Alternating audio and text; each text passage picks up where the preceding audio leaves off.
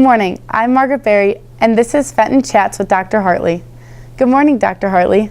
Good morning. Thanks for taking time out of your busy schedule to talk about the upcoming year and the schedule changes. Thank you for having me. I appreciate it. No problem. All right, let's get to it then. So how exactly is the schedule going to change next year? Well, there's a big difference and then there's some similarities. And the big difference that our students are going to notice is it's not an A-B block schedule. You will have 6 classes that will meet every day.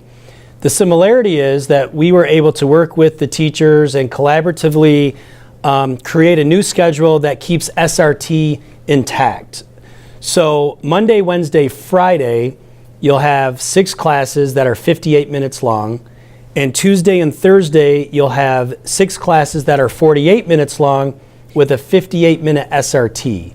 And that was something that we knew the students and our families really wanted to maintain.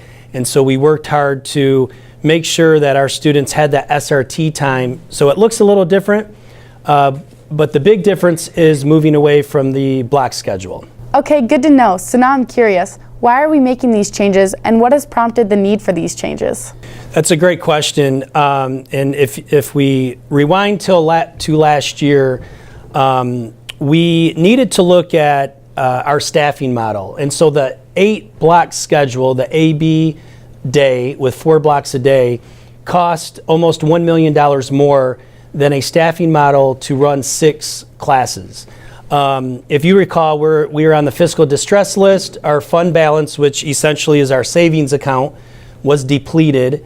And that forced us to look at how we staff our classes. And it became very evident that we had to move towards a structure that would allow us to be fiscally healthy and responsible for years to come. And that's why we started looking at how can we restructure our staffing model, our daily schedule, to meet the needs of our students, but also to essentially be able to afford it. Good. It sounds like this is going to be a good change for us then. So what steps are you going to take to put this change in motion? Well, so we started in September when the teachers union and the Board of Education came to an agreement on a 2-year contract.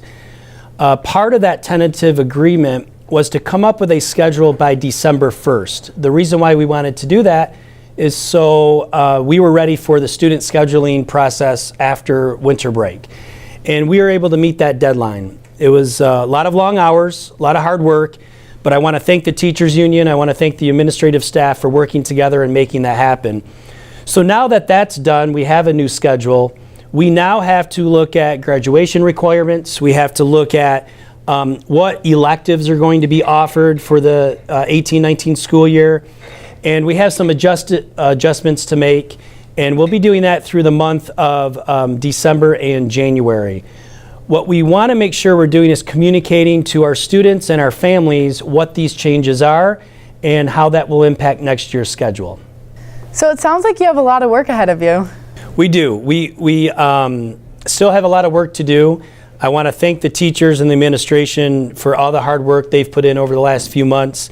But certainly we have a lot of work in the next couple months, and we want to make sure we communicate those changes with our students, with our families, and our building administrators will be doing that as the student scheduling season approaches. Absolutely. Thank you again for discussing that with us and the rest of the Fenton community.